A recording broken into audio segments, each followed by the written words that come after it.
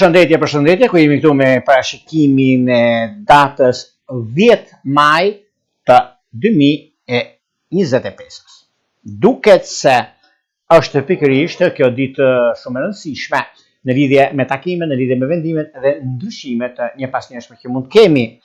Kjo data 10 mbart në vetvete shumë ndikime pozitive, që janë, kemi një ndikim planetar që do të thotë Mërkuri që kalon në shenjën e Demit duke na bërë më praktik në përpunimin e informacioneve që marrim më të ngadalt në marrje të vendimeve, më të përqendruar në qëllimet tona, por ndoshta edhe më të vendosur. Favorizohen shumë shenjat e tokës, përkatësisht Demi, Virgjëresha, Bricjapi, si dhe në çështjet e komunikimit dhe udhëtimeve profesionale apo ka të bëjnë me financat dhe dokumentacionit, janë gjithashtu të shenjës së zjarit, si që janë dashi, si që janë luanët dhe shigjetarët të dhjeticit të tretë. Ka një ndikim shumë të mirë dhe tepër pozitiv. Shfrytëzojnë në maksimum këtë ditë, se është ditë shumë e rëndësishme mbi punën dhe mbi karrierën dhe dashurinë e munguar.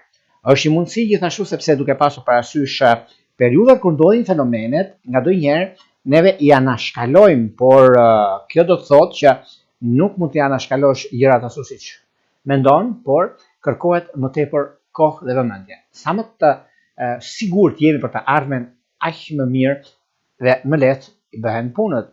Por nëse neve kemi mendësitim, atëherë kur nxitojmë asgjë nuk bëjmë përveç se shkojmë hapa pas. Që të ecim hapa përpara, duhet që neve të dimë çfarë bëjmë, të dimë ku do shkojmë, dhe kjo është ajo që na bën më korrekt, ajo që na bën më të sigurt për të ardhmen tonë.